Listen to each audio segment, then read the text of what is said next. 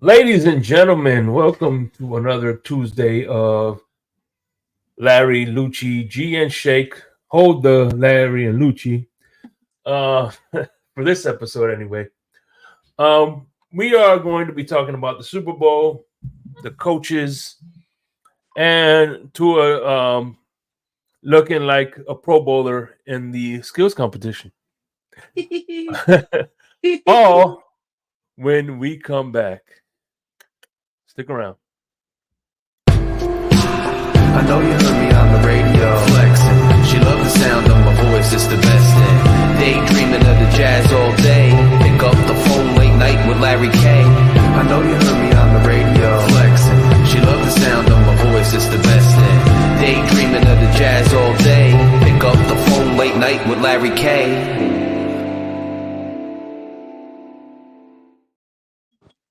So, what's going on, man? Not much. What'd you think of the Pro Bowl? It was trash. I haven't watched the Pro Bowl in 2 years. I don't care for it. It's boring. Yeah. It's not exciting anymore. Well, I think one of the reasons they're doing the Pro Bowl is to kind of segue the flag football for the Olympics. Yep. So I wasn't excited or anything. yeah, I watched two so I could get my trolling on Twitter, but realistically, I shut it off after he was done because I didn't care. shout out to Von Joe, my man Color Com. What's going on? D Rod, Dolphinier, the man with the best name in the business, baby, right here is Dolphinier. Everybody should aspire to be one. Yeah, make sure you're hitting the like button, Jason. Ranscon, please hit the like button on your way here. Fred Dunlap, what's going on? So, yeah. So everybody was blowing their wad about Tua's skill challenge, and you know what's funny is the people who were crying about how this was important and how this was something big. They couldn't tell me who last year's winner was. I couldn't name it either. Exactly. So if you can't tell me last year's winner, then it doesn't fucking mean anything. People could tell me last year's MVP. People could tell me, hell, they could tell me 3 years ago's MVP. But they can't tell me who won a precision championship. That means absolutely nada. I understand where Casa Nostra, I understand where they mean, and as far as what kind of competitive spirit does he have, and is he a dog in that aspect? From that aspect, I could understand why people are making a big deal, but no, I think they're just it's like when somebody that you're trying to get rid of, you're just trying to make things bigger than what they already are. Hmm. You know, it is what it is. Yep. You know, it's like when you're at work, right? And there's a coworker you can't stand, and he's like, "Oh my god, look at him, he littered." I'm like, "What the fuck are you talking about?" Everything that any wrong move that they do, they'll just blow it up and make it even 10 times worse. Oh my god, what kind of scumbag litters? I think he should get the death penalty. Q, what's going on? You know what I mean? So the skill challenge, and then of course the next day he threw a touchdown, a couple of touchdowns. So I didn't get excited about that either. So it is what it is. Do you think Tua's going to get his extension? Your honest opinion? I hope it doesn't happen. I hope they make him play in the fifth-year option. If for the betterment of this team, for the betterment of the franchise, I hope they make him play in the fifth year with some competition. But knowing Christopher Greer, knowing Mike McGeek, knowing Stephen Ross, I guarantee you. What are we? We're in February. I guarantee you by the end of February, beginning of March, you'll hear that Tua extension coming. Hey, listen, I, that is something. Yeah, preventing wild forest fires. Yes, but if somebody throws a piece of wrapper on the floor, a gum wrapper on the floor, then yeah, it's it's kind of the signs that you don't like that person too much. Um, then of course we got the defensive coordinator. Um, depends on how you look at it. You know what I mean? I think who knows? Maybe they meshed well in Cleveland. Um, and who knows? A lot of people. He had two head coaching interviews, and maybe they said to him, "Hey man, you need some DC experience," and that will kind of help him in his search. You know what I mean? Yeah. So it is what it is, and that's what they. Because think about this. Even though Brian Flores was just a linebacker coach, he had play calling experience before. He never was a DC per se, but he had play calling experience. So I think this is the thing that's going to help him, and not to mention, which kind of segues they hired from Green Bay. He is going to be the run game coordinator. So I could see him maybe up in the booth while he's becoming, while Anthony Weaver is on the sidelines with Mike McDaniel. Yeah, I mean, I'm gonna be honest. I really don't care about the coordinator. After we got rid of Vic, I'm not gonna lie. I'm rooting for Weaver. We'll see what happens, but I generally do not care. I once Vic got fired, I didn't care who was the D coordinator. I'm being honest. Yeah. I'm rooting for the guy, but I'm not. I'm generally don't care. It could have been. Yeah. It could have been some jabroni off the street as the next defense coordinator. I wouldn't have cared. Hey, Connor, maybe it's new coaches with the last name Barry that people are afraid of because they Butch Barry, now Joe Barry. I think that's the common denominator, Barry. But yeah. Hey, listen, people don't realize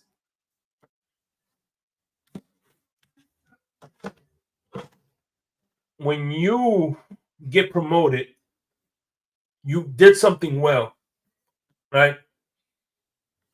In order for him to become a defensive coordinator, he had to do something well to get promoted. Pretty much, yeah. And when he got that job, he didn't do so well, and and what happens when you get back demoted to what you were doing? They got you promoted in the first place. Worked for head coaches who were defensive coordinators, or offensive coordinators, whatever the case may be. Look at. Hugh, apparently you don't know Dolphins Twitter, so yeah. Oh, really?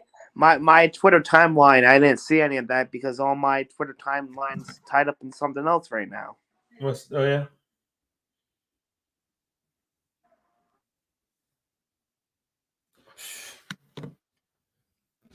But yeah, so and maybe he wasn't a good defensive coordinator. Maybe he was just a good linebackers coach. Because at the end of the day, was Anthony Campanelli really that? I think he's I heard he got hired at Green Bay. Yep. If I'm not mistaken. Right? Yeah, he's going to Green Bay. Yeah, that's what Stephen D was saying this morning. Yeah, he's going to Green Bay. I heard Green Bay fans are kind of excited. I seen at one Packers Twitter page tweet out his speech. But yeah, I wish him But best to be luck. fair, Color, I was hearing how stupid Greer was way before Barry was hired. So, you know. Yeah. Yeah, Campanelli is out the door.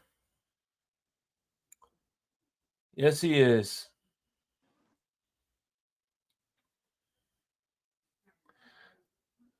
And yeah, we basically swapped. It kind of reminds me of the time where we had Joey Porter. He ended up going to Arizona, and then we got their linebacker, Carlos Dunlap. No, Carlos Dansby. So not Dunlap, Dansby. We kind of switched there too, but he was probably like one of the best outside linebackers we had in a long time. Carlos Danby, I think it was. I don't know if he was outside or inside, I can't, but he was a run stuffer. He was a type of guy who put your junk in the dirt. You know what I mean? I don't know who he is unless the Carlos Dansby I'm thinking of played for the Bengals back in like 2016. No, that was Dunlap. Oh. He came. He played. He came from the Gators. Lewis, what's going on, brother? How you doing? Oh shit. I was convinced years ago this fan base ain't gonna be happy. Listen, one thing about the Dolphins fan base is if there's nothing to complain about, we'll complain about having nothing to complain about. This team could win a Super Bowl and this fan base wouldn't be happy. Actually, we win a Super Bowl and we'll be complaining that this was the lowest amount of points. How come the Chiefs won by 10 points and we only won by 3 points? Exactly. See, I'll be happy if we win a Super Bowl. I don't care if we win by 1, 2, 3, 7, 14. Just give me a Super Bowl. Shout out to Adam Sadowski with the member super chat for 3 months, man. Appreciate you. Fins up, Fury fam. Hell yeah, man. But you know me, Lewis. I'm never gonna complain because at the end of the day, man, I'm here to have a good time. I'm here to fucking, sorry. I'm here to relax and just chill and enjoy myself, man. So, hey, listen, we don't have much to talk about, but we're here to open up the phone lines one at a time. All right. We want to ask you guys the questions of the day. If you come up, just 2 questions. What did you think of the defensive coordinator and the new linebackers run game coordinator? You can't stress that enough. The run game coordinator. So can't stress that enough. Is he going to be doing Mike McDaniel's old job? Well, no, actually, when I'm talking about run stopping. Oh. Where I think at one time Sam Madison was not Sam Madison. Who's the guy that not Sam Madison? Who's the guy that before Sam Madison that was also responsible for, I forgot what his name was. He was a safeties coach. He was the pass game coordinator. Defenses have a run game coordinator and a pass game coordinator for the pass defense and for the run defense. Tua is worse than Rosen. Oh God. Whatever. Okay. That's how you feel. Bills owns the division next 5 years until we find a QB. Hell, they own the division when we had Dan Marino. What difference does it make?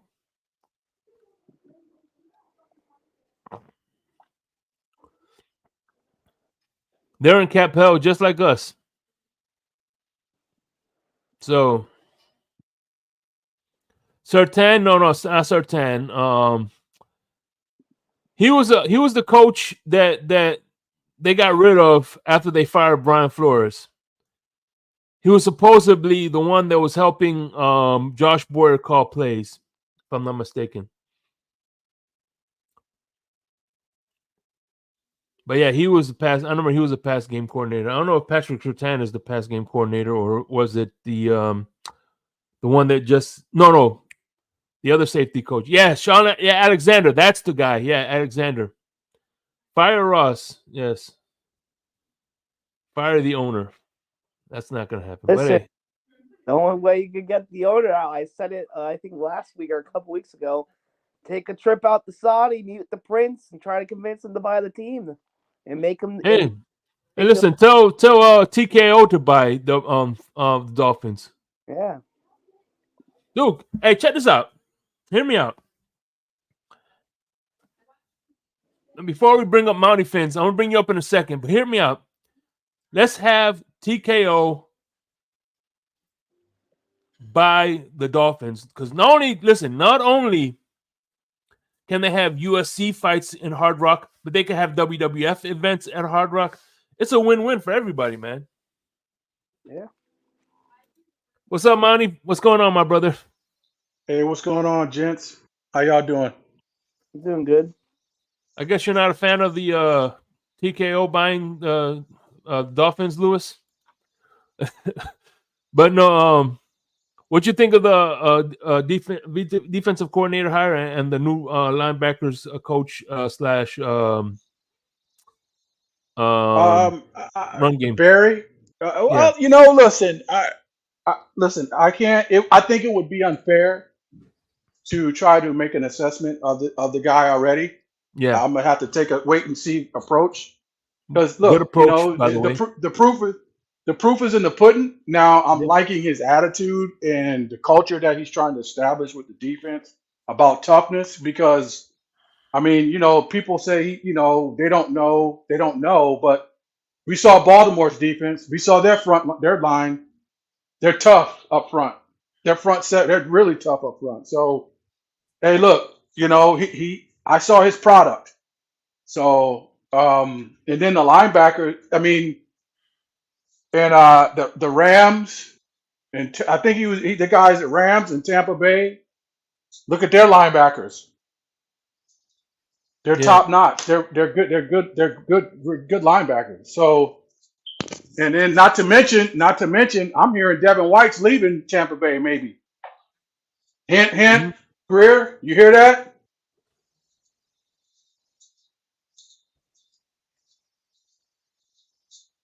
Yeah.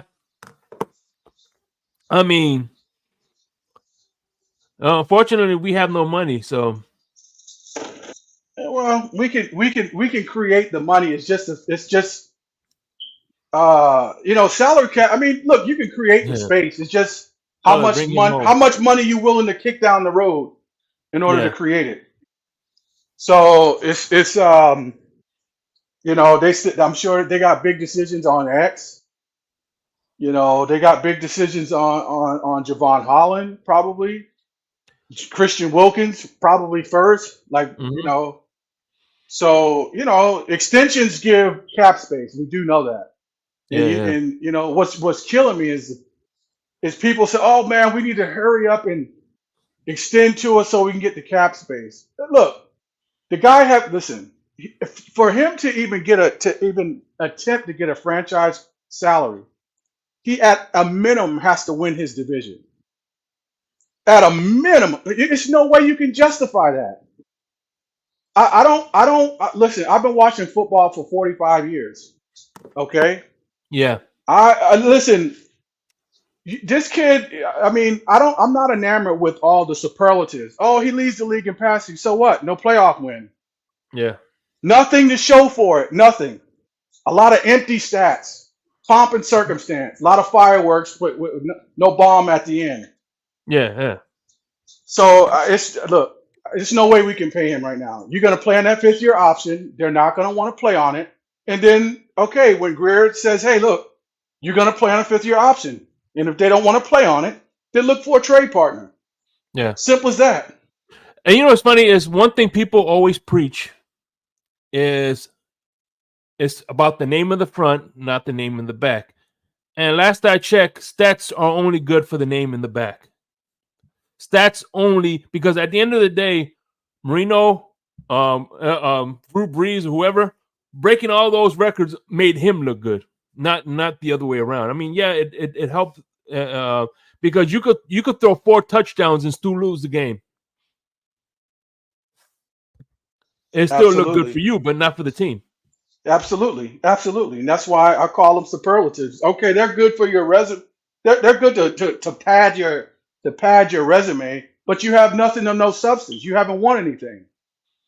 Who cares about leading the lead in passing? But you can't beat the teams that you need to beat to get to the promised land. So he's looking like a glorified backup right now. I'm just Mhm. keeping it real. Yeah. Yep. And Lewis brings up a good point. Herbert got the bag, no division title, just justifying. Hey, listen. Yeah, like what's my like what was my mom said? If you jumped over a bridge, would just because this guy jumped on a bridge, are you gonna do it too? You know what I mean? People make bad decisions all the time. And Lewis, and for Lewis to rebut that comment, first of all, last I checked, Herbert doesn't play defense. He doesn't play defense. I mean, he puts up points. So their defense is horrible. Yeah, Hence the reason their GM and their coach got fired. Dude, they got the most talent on paper. It had the most talented defense, but their defense is the worst in the league. Their defense is horrible.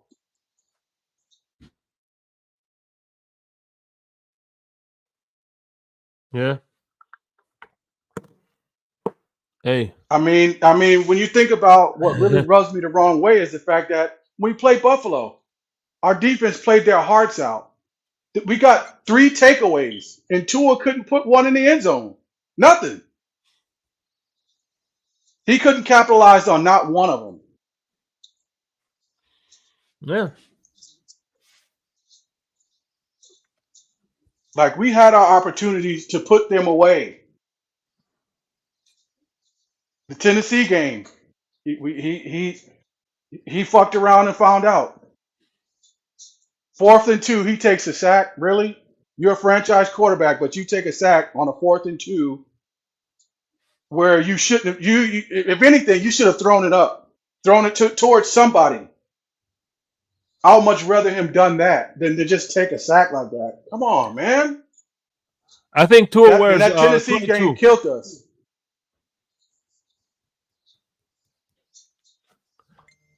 Tua wears number 22 on defense. But yeah, Crypto, what's going on, man? How you doing? Yeah, hey, look. At the end of the day, I think Tua. I don't know about the extension, but I know he earned his 5th-year option. So let's see if they can make the adjustments. Here's the thing, I wanted to mention about Tua's 5th-year option and this extension. Going into next year, What's good, Facebook user? I feel like Christopher Greer and Mike McGeek would be on the hot seat, you would think, because if something like that happens where we collapse the division next year, go out in the wild card round with the same roster, just tweak here and there, but maybe the defense would be worse. And then if they go ahead and sign Tua, right, and let's say next year is a collapse, we go out in the wild card, maybe we don't make the playoffs, and they fire Mike McGeek and Christopher Greer, are we really going to send a new GM and a new coach in here to deal with this quarterback that they may think is good or not good, and we're going to be stuck with him? That's something that you got to keep in mind too. I mean, someone said it on Stephen. Yeah, what's going on, DTA? And it makes sense. Why are you going to pay Tua if Mike McGeek and Christopher Greer are going to be here, or they're not on the hot seat for next year? Then it makes sense. But Stephen Ross is he's a wild card. He's like the wild card in Uno. You don't know what color it's going to be. He's a wild card in all this. You don't know what Stephen Ross is going to do. He might wake up one morning and be like, I want waffles. Oh, I can't make the analogy, but you got to get what I'm saying here, hopefully. Hey, man, let's welcome my Cuban brother to the stage. My main man. What's going on, Lewis? How you doing? Shake, Greg, Monty, what's good? What's good? What's going on, guys? Chilling. Chilling. Hey, man, listen. I hate. Well, let me not say I hate, because I don't hate doing it. I'm not trying to again, well, let me find the words I'm trying to say, because I'm going to defend Tua, but I'm not trying to absolve Tua, if that makes sense, right? I'm going to Okay. defend him, but I'm not absolving him, because I agree with a lot of things everybody always says, because I had those same concerns with Tua, right? They're just like everybody else. But I think we just, again, we don't keep the same energy for everybody. Because I would agree with a lot of what Mountie said. In the division, the AFC East, we have a boogeyman so far, right? That boogeyman is Josh Allen, right? That's what the Miami Dolphins boogeyman is. Well, Justin Herbert in that division has a boogeyman. His name is Patrick Mahomes. And in the games, like Mountie was saying, against Tennessee, Tua was underwhelming. It's not even, again, I don't want to hear the 3-minute collapse of the defense. It had nothing to do with that, because Tua played bad the entire game. So Yeah. I agree with Mountie, right? And one thing I want to point out too before you continue, the one thing I always said to people, everybody says, well, if Tua has the ball last, he's going to take it down the field. He had the ball last to win the game. All you needed to do was get in field goal range, and we can even do that shit. But go ahead. Listen, I would agree, right? And I see color. He's not my boogeyman neither. I'm just saying this for the sake of the argument. He's the boogeyman because he's been winning the division, right? That's why I call him the boogeyman. I'm not scared of Josh Allen, but he's the boogeyman. But nonetheless, right? Like Mountie brings up the Tennessee game and other games where Tua was underwhelming, and that's undeniable, right? No one's trying to say Mountie is wrong. Mountie is absolutely 100% right. But I've seen Justin Herbert, right? And I'm going to say this, and I understand what Color says. If you're just telling me that two guys are trash, absolutely. I agree 1,000% when Color says that. I agree. If Tua's trash, then Justin Herbert's trash. Because against that boogeyman in KC, right? Justin Herbert, I've seen him. Game on the line, inside the red zone. All you need is a score. You win the game. He's thrown pick sixes before. Against that same Kansas City team. Does he choke under the big game? Because he has the strongest arm this league has ever seen. He's 6'7". He's one of the tallest quarterbacks. He ain't got no problem seeing over the line. He can run and escape and make plays with his legs. When he loses those games. So what are we talking about here? Mm-hmm. Like we only have these conversations again for Tua, and that's fine. I keep saying it. I'm going to keep saying it on every YouTube channel or Twitter space I go into. I'm willing to have those conversations with Tua. But I just need the same people that always bring that shit up. Let's start killing everybody in the league then. Because Tua is not the only quarterback I see on Sundays that have those damn problems. Yeah. But I tell you what, Lou, and see, and this is pure optimism on the Jets' part.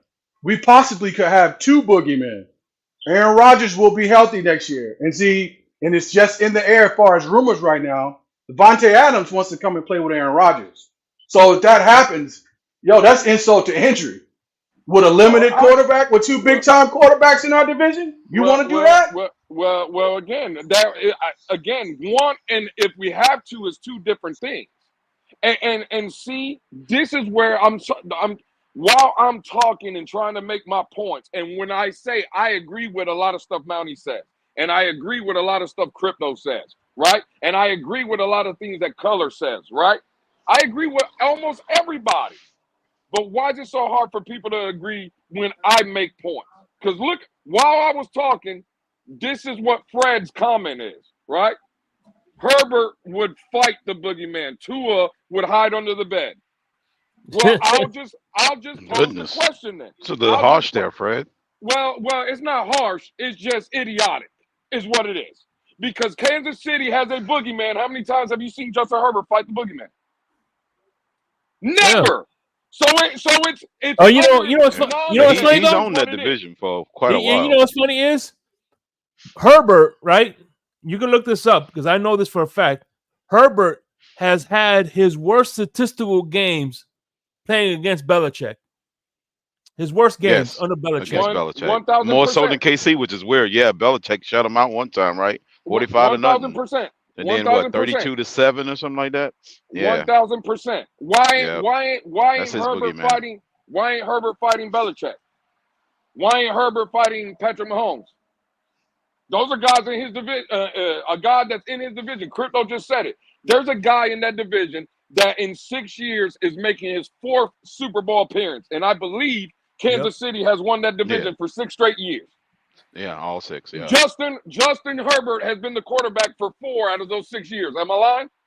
Nope. 4 going in year 5. Yep, you ain't Oh, lying. okay. Oh, okay. To be Right. year 5 to try to dethrone Right. him. Yep. But and again, this is no shot at Mountie. I fuck with Mountie, right? This is no shot. Me and Mountie are not arguing.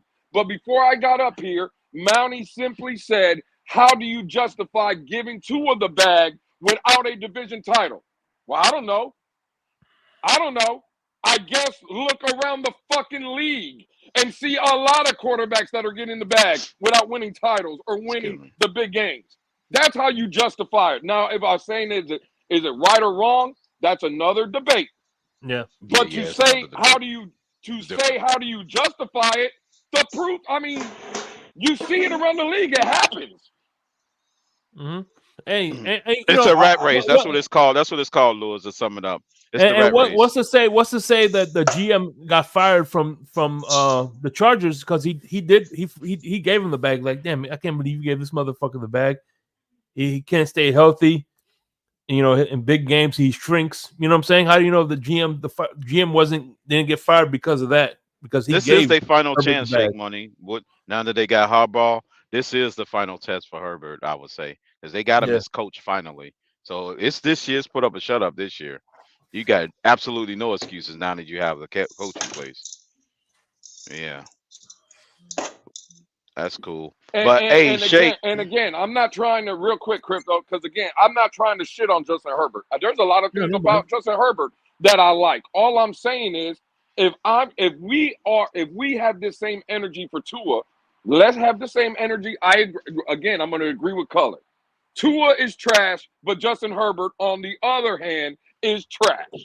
You see how it works? Two things can be true. It's not, we don't like Tua because of this. Then we see Justin Herbert do this, has those same problems, but we love Justin Herbert. That shit don't make sense to me. Lamar in 6 years only got 2 playoff wins. Yeah, sometimes it does take time, but you know, it's a stepping. Exactly. And you know what? And the thing about it is, I keep the same energy with Justin Herbert. I don't think Justin Herbert is a trash quarterback. He's learning. He's a young quarterback, just like Tua is. He's learning just like Tua is. So at the end of the day, he needs his learning curve, just like the you know. I give the same difference to Herbert. I give the same difference to Joe Burrow, whoever the quarterback is. That is it. At the end of the day, Tom Brady said this out of his own mouth. A quarterback doesn't really fully develop till he's 25 or 26. And this is from Tom Brady. That's scary. That's scary, Shake, because Mahomes did that way before. That means we got a problem on our hands. That's the case. Yeah. That's scary because Mahomes did it when he's like, what, 21 or so, 22? Shit, what he going to be like when he's 25? I don't want to know. But hey, Mahomes is just a product. I'll say this. Allow me to sound like a Tua near and a Tua hater at the same time. You're like, damn, Crypto, how's that even possible? Yeah. I'm gonna say to sound like a Tua near on this one. I would say I wouldn't be mad if they extended him or they just let him play on the 5th-year option to at least prove that, kind of like do what Green Bay did with Jordan Love. They didn't extend the 5th-year option, so they made him play prove a year and then let him ball out and win a playoff game and then earn it there. That's the most, I think, the ideal situation to let Tua do. And then the next one, give him a lot of money or whatever. And then he'll still have to prove that he's the guy, because we're going to lose a lot of players because we gave him a lot of money. You know what I'm saying? We're not going to be able to retain the same talent on that aspect. So I wouldn't be mad. I wouldn't be mad there, because he still has an opportunity to at least win a playoff game and become that franchise guy. Now, what would sound like a Tua hater, I would say I wouldn't even be mad if they blew the whole thing up and reset the thing, because we did it before.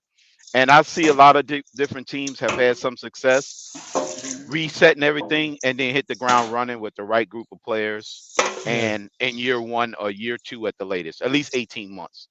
because they would have had to actually did it by now, start the process if they was going to do it. So meaning that you got until next January to get it out, to get it together.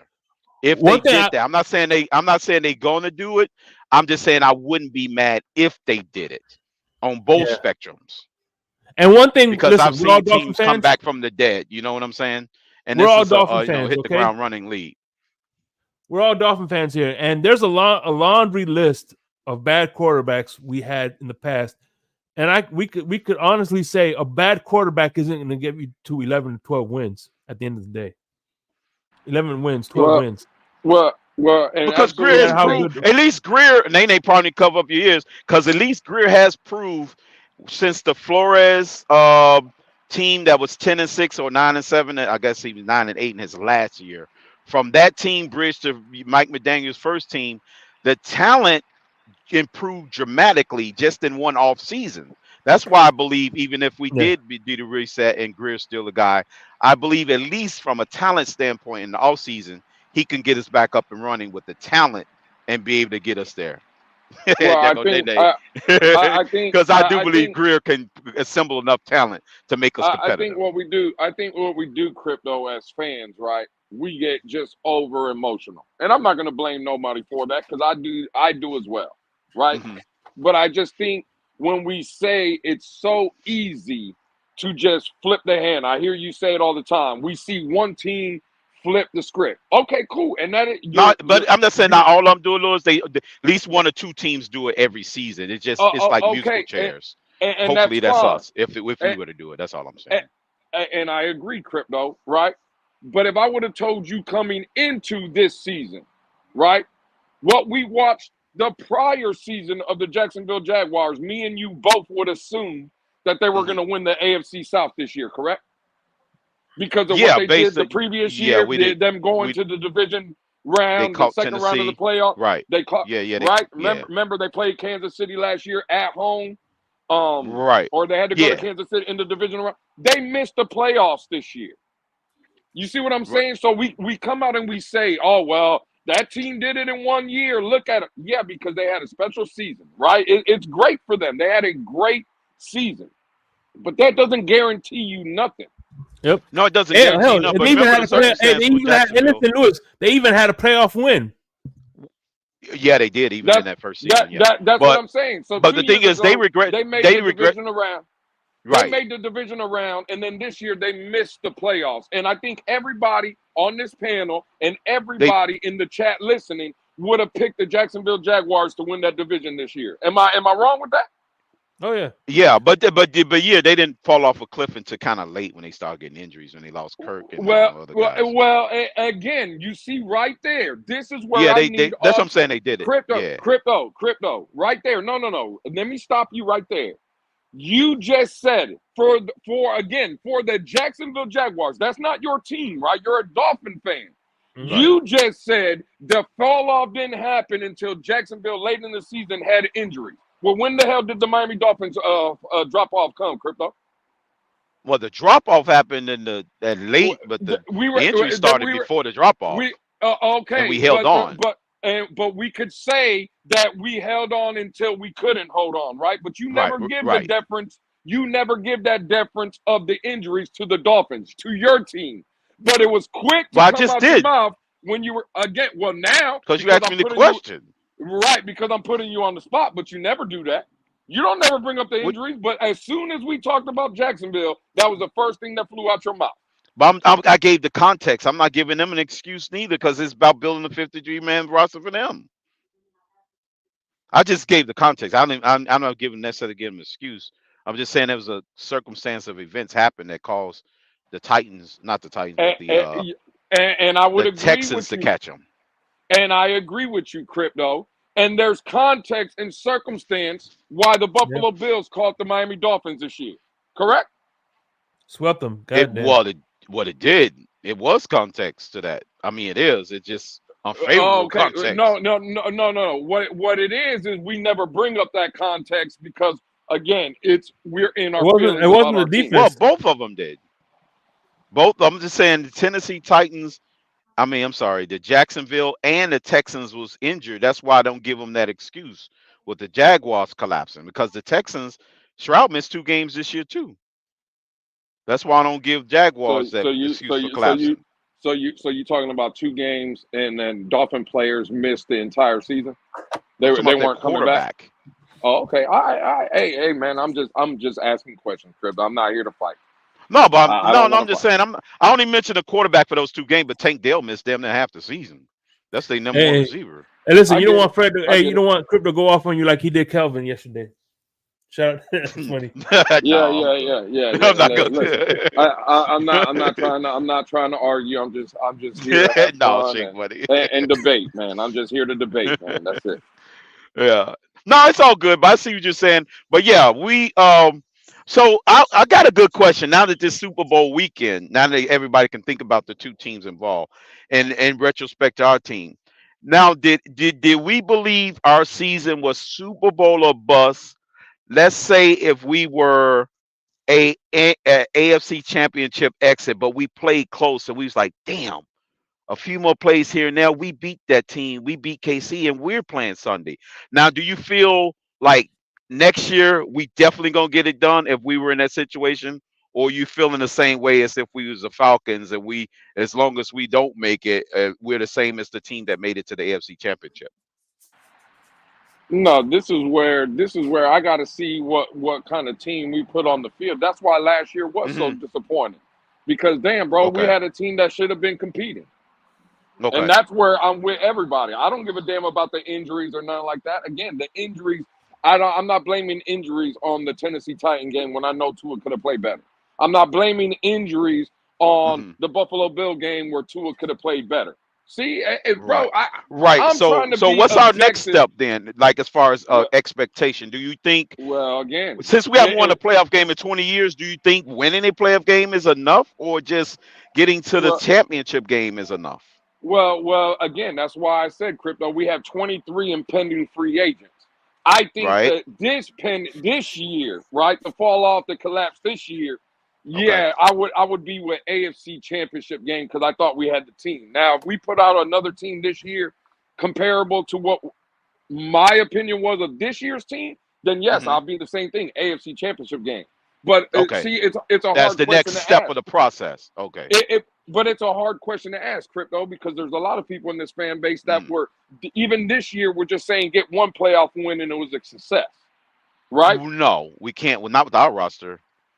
That I I would wouldn't agree be with that. expecting I would that. agree. I would agree Yeah, with I you, would say Crypto. yeah, the third round or bust. I would say at least the third round. Because look at the teams like you said, which I was agreeing with you just on certain parts. Overall, we have more talent than the this maybe the Kansas City, right? On the definitely on the offensive side, but San Francisco, yeah, you can argue that pound for pound they may have better than us in all the positions, but we're I close. see. I see. I guess color. I don't know. Color it got taken back with my in your feelings comment. I wasn't talking to Huh. anybody specific or nothing like that. I'm not trying to I get. I'm ain't not read the trying to. comment. My bad. I'm not trying to argue with nobody or nothing like that. I would just Oh, say, to Color's point, he says he's bored off of Tua. And that's, bro, that is absolutely valid and fair, right? That is absolutely valid and fair. uh, I'm which comment was bored. that? The 3 season one? Wait a minute, I missed it. Well, I guess Hold he on. said he's bored with Tua, and that's fair. Listen, I Oh, okay. completely I see. I understand what see it now. people saying they're bored with Tua. I'm just on the opinion I would be bored with a guy like Baker Mayfield. I would Okay. be I bored mean, with a Eh, guy eh, like eh, Russell Wilson and Kirk I Cousins. got You you. see what I'm saying? I That's where would I say am. eh, this. I would say at this stage of the game, Wilson is better than Baker. I would say that. That what I know. He still got a little juice left in him. Baker did okay. I mean, yeah, he did all right for his team. For what they did in the NFC. He made that mistake at the end of the Detroit game, but it is what it is. If he plays against Kansas City defense, do we see the same Baker? That's yet to be seen because KC did have the best defense them in Baltimore. So I don't know if Baker so does that against Baltimore or Kansas City. Maybe Jordan so Love so does, but I don't know about Baker. So Lou, Yeah, Baker doesn't do that. What's good, man? if hypothetically, if the opportunity presented itself and we could swap Tua for Justin Herbert, would you do it? I would say yes. Okay. For me, I would say yes. And that's where, again, Mountie, I try to be fair, right? I'm going to bet, even though I believe I would just make an argument that Herbert still hasn't done nothing neither. I would still bet on that upside, Okay. right? But this is my point, Mountie, what I've been saying. And this is the only way I can be. If it's a legit, and I can only speak for me as well. I can't tell anybody their of course. opinions are not valid neither. Yeah. But in my opinion, Justin Herbert is better than Tua, right? So I would say yes, that's an upgrade. Tom Brady, when those rumors, I would sign me up. Deshaun Watson, those rumors, sign me up. Lamar Jackson, those rumors, sign me up, right? That's me being fair and objective to myself. Yeah. But I can't say that I want Baker Mayfield over Tua because I don't believe Baker Mayfield's better than Tua. I can't say I want Justin Fields I mean, that's fair enough. because I believe Tua, and again, that's just my opinion. I think Tua is better than those guys, Kirk Cousins and Russell Wilson. I'm not trading Tua for that. So again, Well, you want more, but you would bet him on more of an upside, not necessarily a lateral move or something that seems similar. Absolutely, Crypto. Why am I going to get It's more rid of an upside of the player versus the lateral. Absolutely, I want an upside or and that's fair too. An upgrade, but by the way, to go lateral. Now you would have to by the way, make. listen, Now, if you do a lateral move, I'm sorry, Shake. If you do a lateral move, in your sense, Lewis, that means you would be forcing McDaniels to become an actual true coach in a sense, meaning he has to take that player to the next level. If you're going to do a lateral move. But Mike McDaniel don't necessarily go to the next level if you're doing an upgrade based on upside. You see what I'm saying? It doesn't require McDaniel to go inside himself and say, I need to do more to make this player even better than what he's shown in the past few years versus an actual outright upgrade or upside move. Then Mike McDaniel don't have to do as much. He would have to do a lot if it's a lateral move on a guy. And Shake, I know again we're teammates, and again I'm trying to sit here and just debate. I'm not screaming, I'm not arguing, I'm not nothing. Color, I really don't give a shit what you say. So you can say so what? I'll say it now. That shit don't bother me. I'm not the one in my feelings because I'm up here talking. It seems like you're in your feelings, Color. So again, listen. Hopefully you're having a good night. Hopefully everything is well. It just seems like things that I'm saying might be triggering, Color a little bit. And Color can be in the chat if he wants to, saying, so what? I don't care what Color says, or anybody else for that matter. Yeah, and Nene, that would even mean Chris Greer becoming a better person and putting the player around that lateral upgrade or he's talking to Q, by the way. He said he wasn't talking to you. I'm just trying to get I'm just trying to get Nene. I'm trying to get Nene going. I get it. I listen. I agree a lot with what Color be saying, Shake. So I Chris Greer, he was mad at what I was saying. Dig inside himself, Nene. By the way, bring us the right roster to feed that vegetarian. I think Color has every right to feel how he feels. Listen, I have a hypothetical scenario. There's only one hypothetical scenario that I would love, that I would accept trading for Justin Fields. If we tag and trade Christian Wilkins for him straight up, I'll do that. Okay. Is that a way to get him in a building, or that's more like a money play? Is that more like a money move, Shake, or that's like no, I'm saying no, okay? He'll push Tua. Tua will be declared the starter. Let me just think about this scenario. Tua is definitely the starter. Fields is there instead of being like a Jacoby Brissett situation. We know we got insurance. He would be more like an insurance, like if Tua was to get injured. Yeah. Fields could definitely come in and pilot offense for 1 or 2 games for insurance play. Yeah, exactly. Is that what you're saying? He's more exactly. Look, people don't realize this. I got you. When they drafted, see what happens is people don't realize this is when the Green Bay Packers, I think one of the reasons they drafted Jordan Love not to replace him But in case of an injury, if he would have got hurt, that team was screwed. So they drafted a valuable backup, just like the Eagles. I didn't think when the Eagles drafted Jalen Hurts was He was they more of a didn't backup foresee. than anything at the beginning. Yeah, they didn't foresee getting rid of Carson Wentz at that time when they drafted him. They just wanted somebody, if he does get hurt, because he had a past of getting hurt, then now we'll have a seamless transition. You know what I'm saying? That's actually not a bad point because you think about it, Lewis, the 49ers, remember, for years set up their quarterback room that way. When it came from Montana to Young, Young to Gerback, Young to Bono, it was like a seamless transition from quarterback to quarterback. And it's kind of like, okay, one of them might be sitting on the bench for 3 years. The other one goes out for whatever reason. They can easily just transition because they know the offense. They've been sitting behind them for like 1, 2, or 3 years. And I would agree with that. But see, and again, your comparison to Montana to Young, okay, I get it, because Young was trash in Tampa. He had to come and learn under Montana, right? He had to come learn under Montana for a few years. Yeah. Okay, but that's what I'm saying. But when I hear the names Steve Bono and Elvis Gerbach, we have those guys already in the building. That's a Skylar Thompson. See, I'm still high on Elvis is better than him. No, but yeah, I see what you're saying. Well, you what about Garcia? What about Garcia? Garcia was serviceable. Crypto, you made it seem your words, right? Your words were it was a seamless transition. I was saying from a as far as knowing the offense. Okay, well that's fine. Skylar Thompson knows the offense, Crypto, but it's not a seamless. It's not a seamless. It's not a seamless It's not a seamless transition from Joe Montana to Steve Bono, though, Crypto.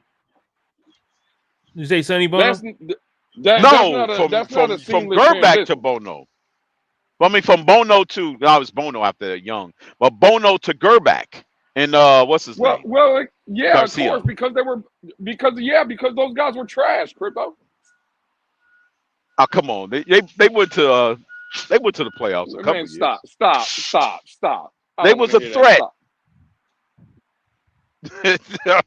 They ran that West Coast system with precision. But listen. I would say Skylar. You're right. Skylar does know the offense. It would be best to make him to make him like what the 49ers did. But if you brought somebody that fit Steve Young's mobile, it would be like, I'm not calling Tua Joe Montana, and I'm not calling Fields Steve Young. It would be like, from a physical standpoint, that type of a transition.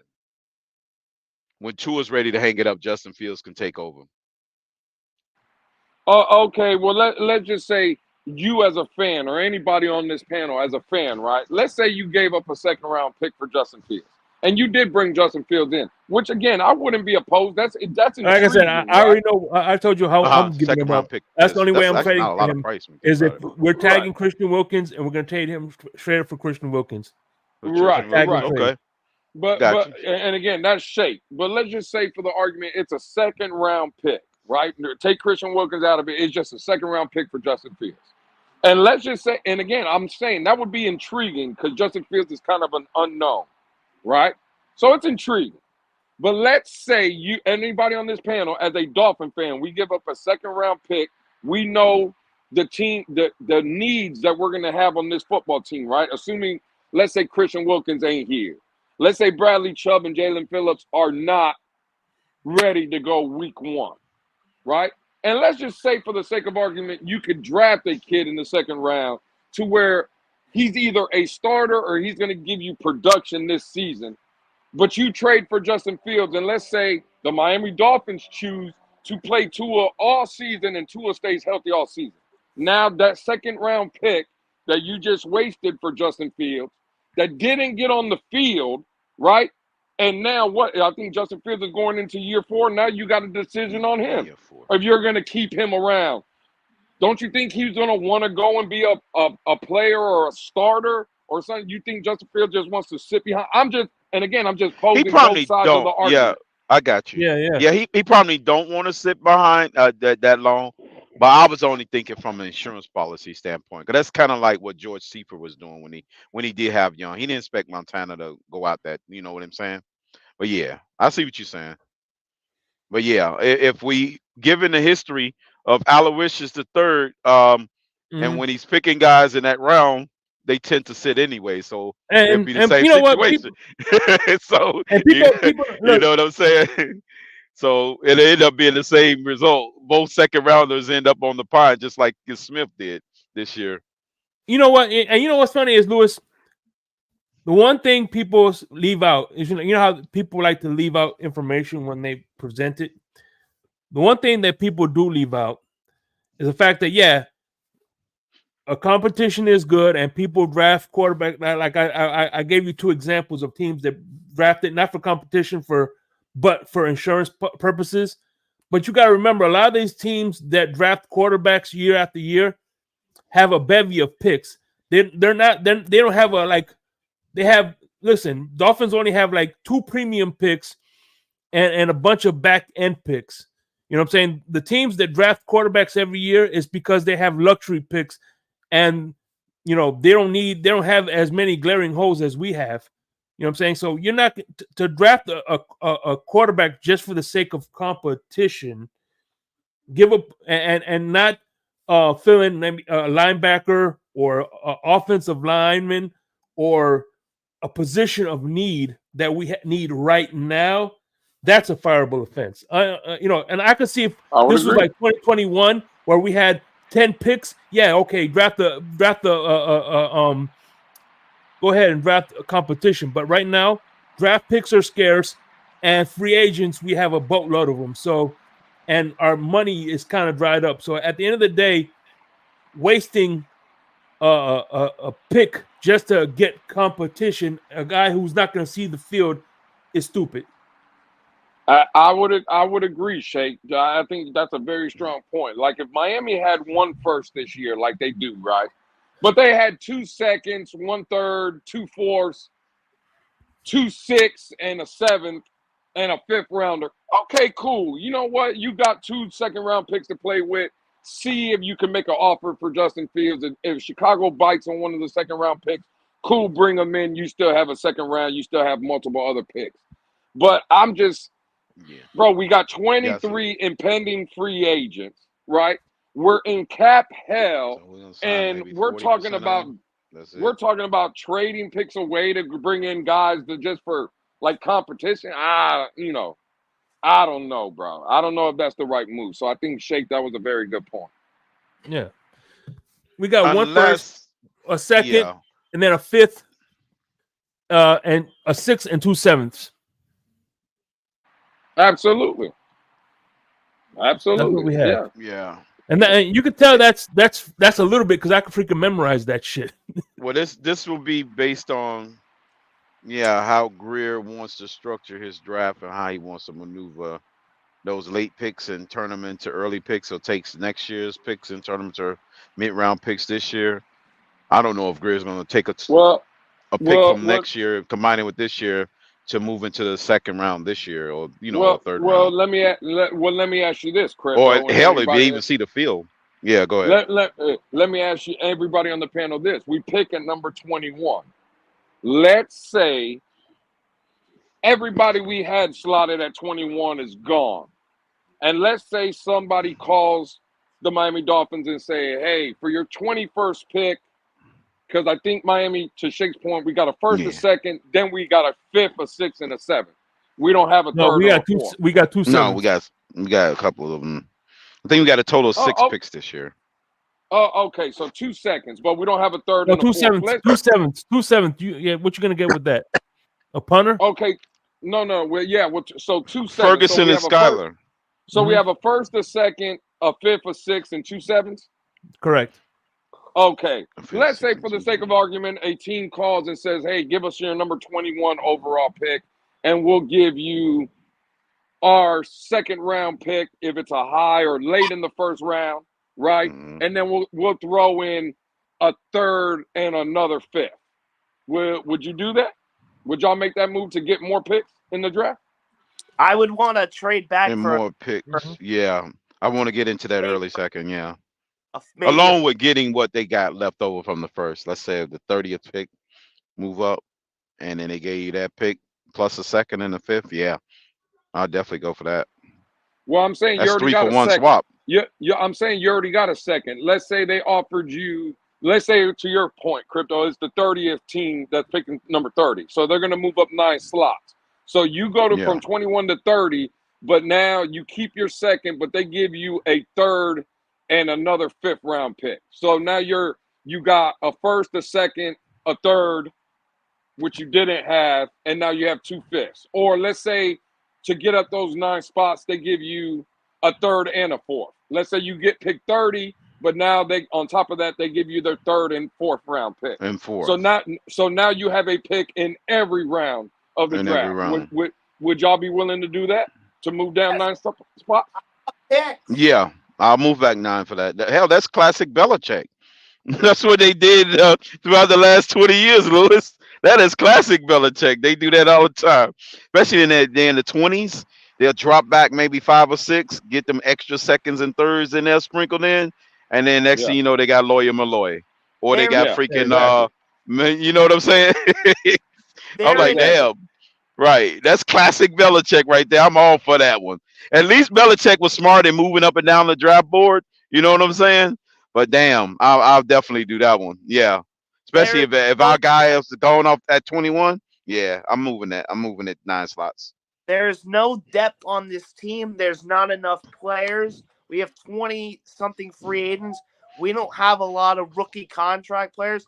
The more picks you get, the better. You build your depth. You got a bunch of cheap contracts for the next 4 years, making pennies.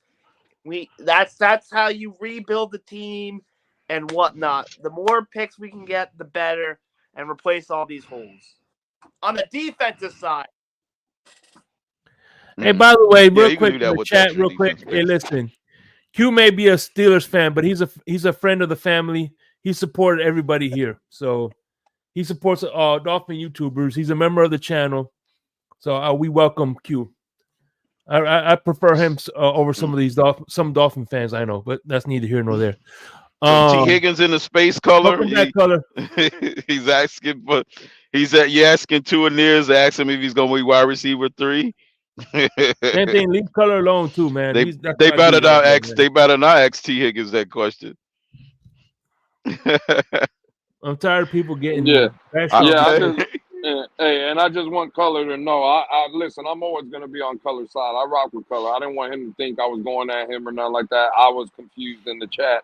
So listen. Me and Color will go at it, but for the most part, I agree with Color. I think he, for the most part, agrees with me a lot of the times too, as well. It's just sometimes we have differences. But shout out to Color, man. I don't want Color to think that I was taking no shot out. Shout out to T. Higgins for hosting the space.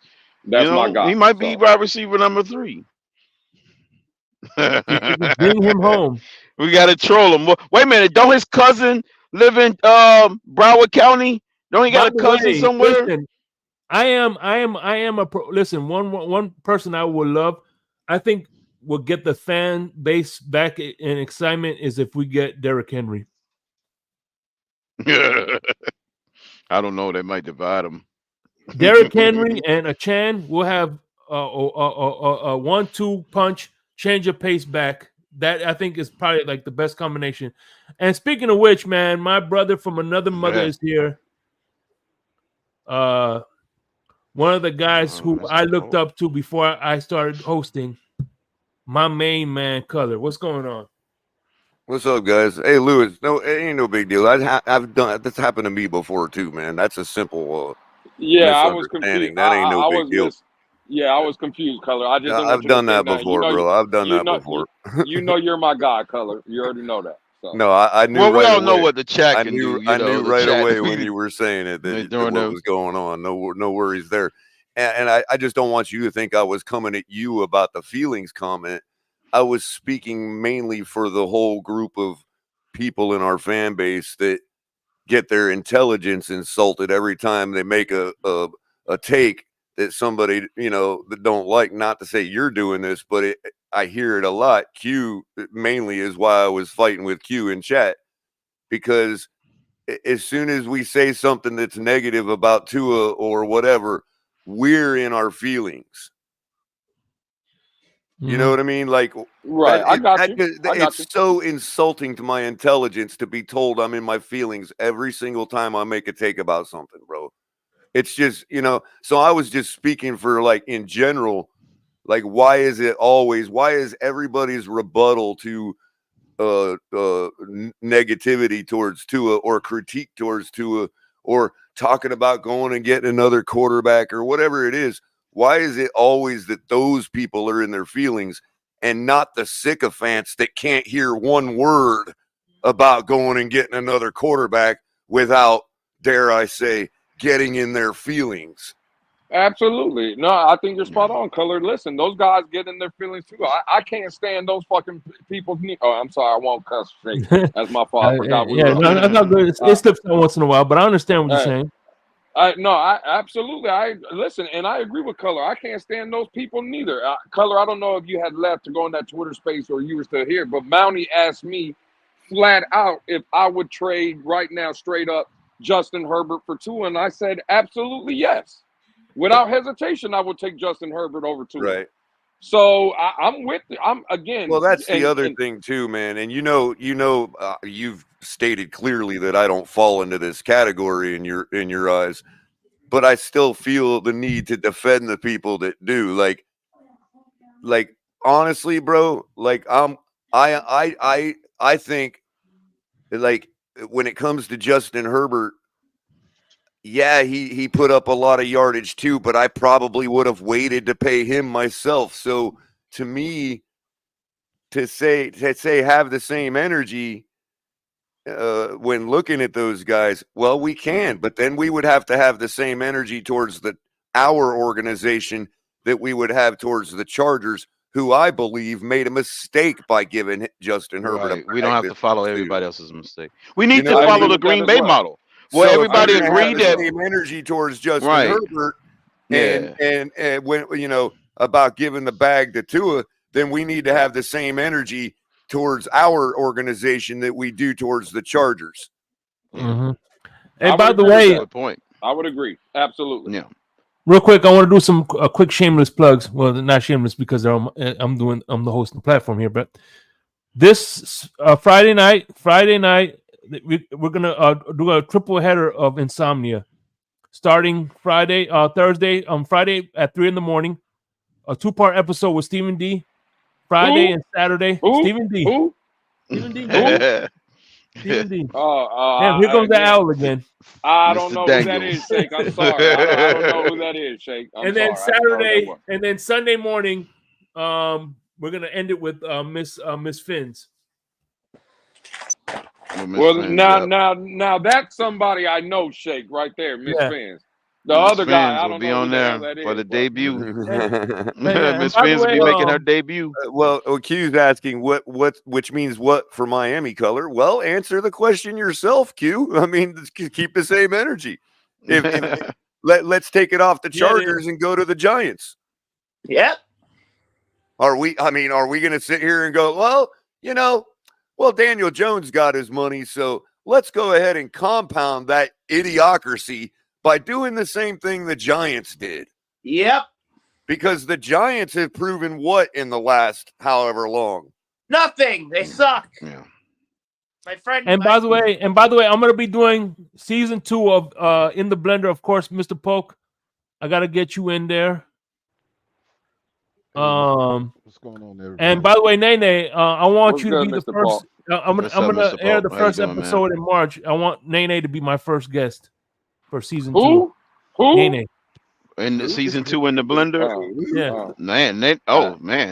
That's how you know you're really known. It's gonna be on another legend in the making there, Shake. There you go. Oh yeah, EM is gonna be in season 2. Who? Right. EM. EM's gonna be in season 2. Oh man. That's the biggest who of them all. Whose is that? I have no idea who that is. EM on the blender. We gotta blend them up, Shake. You gotta blend them up. Nene is a clone. She is a little mini me, is what I refer to Nene, man. You know, Nene is my dog, man. I ride with Nene. Even though, again, there's the same thing that if you ever hear me and Color go at it, or me and Crypto, or hell, me and Shay, I don't really go at Mr. Park or Greg like that, but Nene would fall Mountie as well. Like when me and Mountie go at it, and me and Nene are the same way. People will listen to me and Nene go at it, or me and Color, or me and Crypto, or me and Shake, and they'll be like, "Man, these guys can't stand each other. I guarantee you, when they see each other, they probably want to punch each other in the face." And that's farthest from the case. I can have a strong argument or debate with Color, but then be in the same parking lot with them, sharing a doobie and laughing and having a good time. Like, that's my guy. Yeah. So, you know, it just is what it is, man. I think we're all passionate about this football team. We all see it a different way. And that's what makes this great, man. That's why these platforms and shit is great.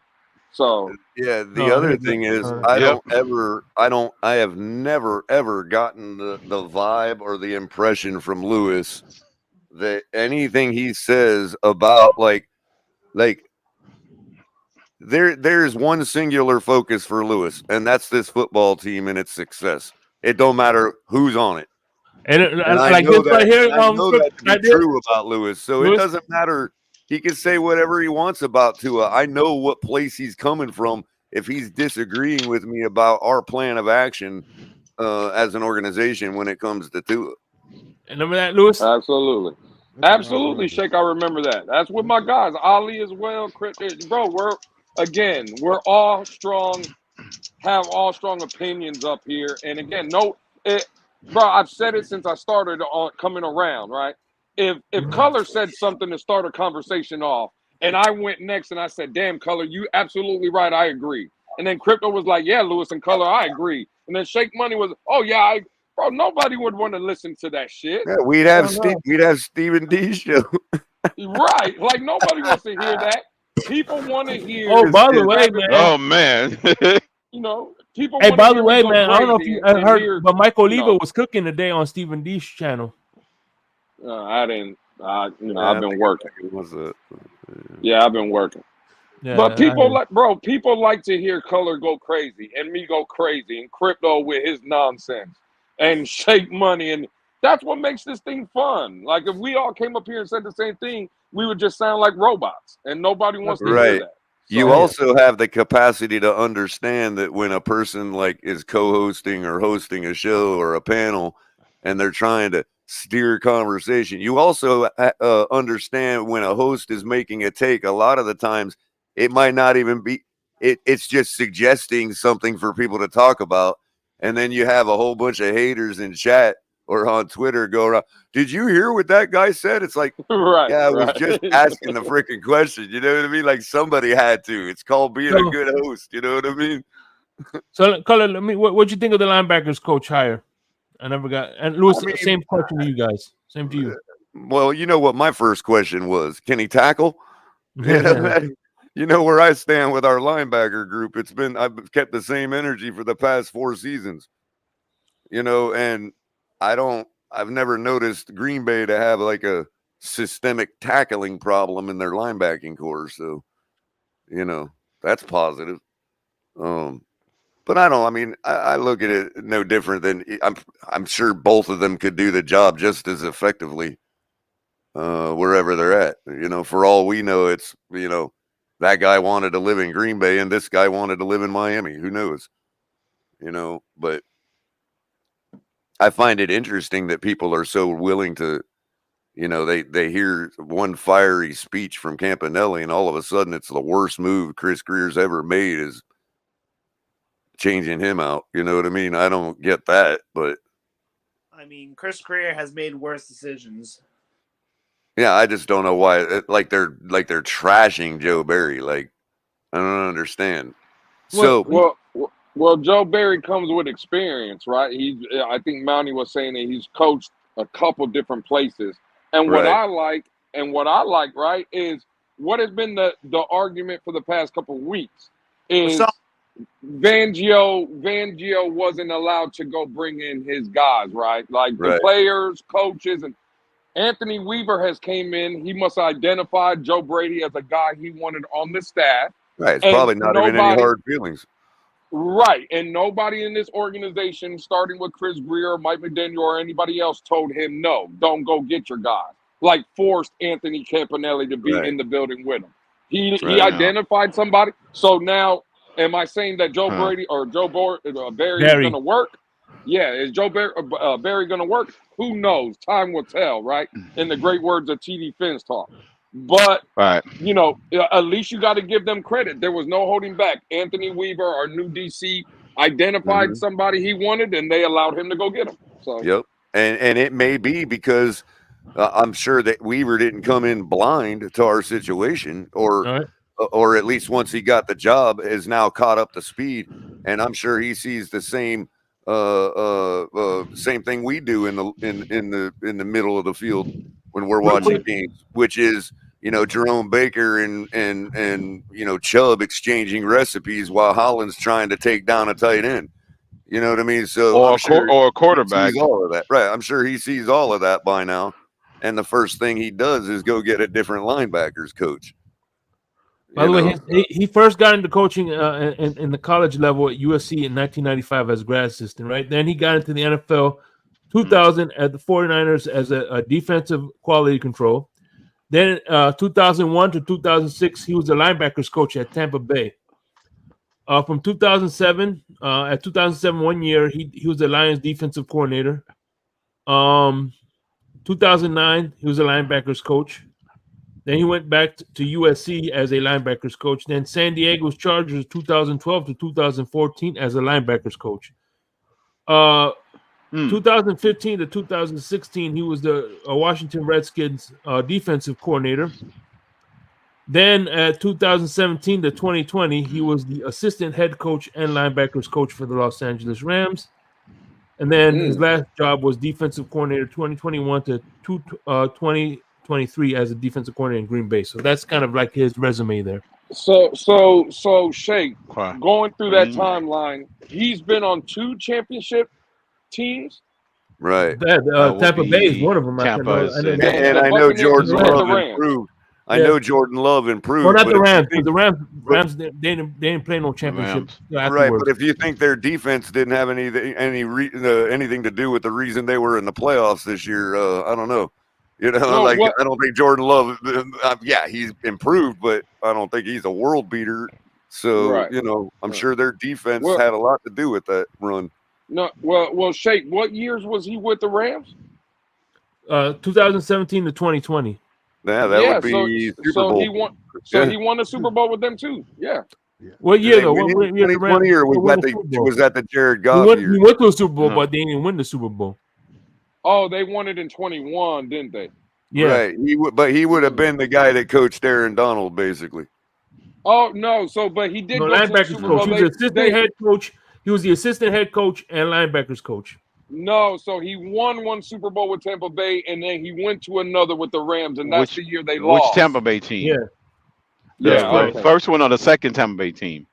First Tampa Bay. 2001 to 2006. The first one, the Brad Johnson one. The Tony Dungy stopped in. And he was the linebackers coach. He was the linebacker coach over there in Tampa Bay from 2001 and 7. So he had Derek Brooks.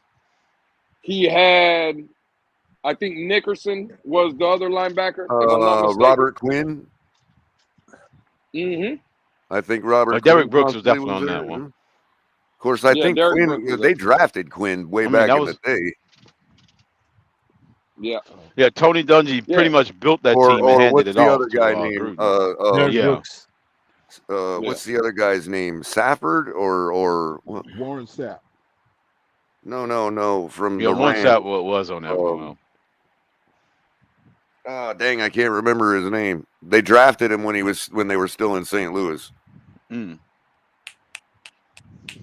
Like that was a long time. Like most of their linebackers. That guy Floyd, wasn't he there? Roger Saffold or something like that.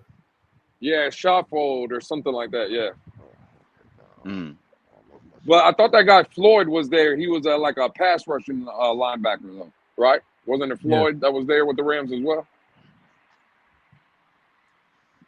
He has a good resume, man. That's why I was asking the question whether or not what kind of leash he's going to be on. Given and by the way, I looked up scheme yet. Yeah, Leonard Floyd. When I was looking at on the Finn's tailgate last week, it's philosophy. I was looking up resumes, and Anthony Campanelli, his first job as a pro linebacker, working in the pros was the Miami Dolphins. Everything he did up until now was in college. Campanelli. Well, that's who they wanted, Shake, because of the fiery speech, on television, Someone put it out on the other qualified candidate was the outside linebacker. Damn. I rather had the outside linebackers coach because his brother was a coordinator, his dad was a defensive coordinator, and he's had a lot of NFL experience. But go ahead, Greg. I'm sorry. Someone pointed out, I forget who pointed out, that Anthony Campanelli has been with us for 2 years, and they asked a question: what linebackers did he develop? Who? None. They was already made when he got here. Exactly. Love the speech, but at least we don't know what the numbers show as far as any dramatic improvements. I don't know. Speech. Good question. You don't know. Yeah. But hey, it's gonna be interesting what the they gotta coaching start philosophy somewhere, is gonna be this year. Gotta get more. Yeah. Gotta stop being soft. Or does he go back and do what Boyer and Flores did? Do a lot of blitzing, or what?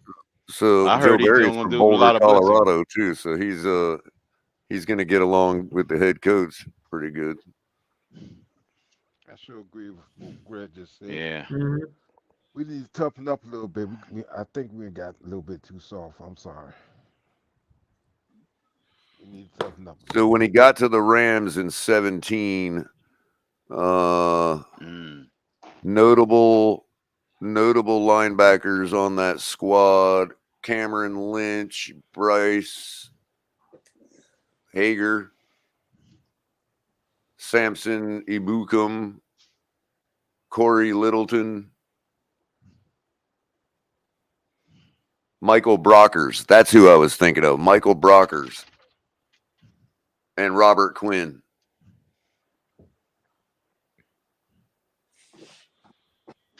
Alex Ogletree, Aaron Donald. No, not Aaron Donald. Yeah, Aaron Donald's there, but he's listed as a DE.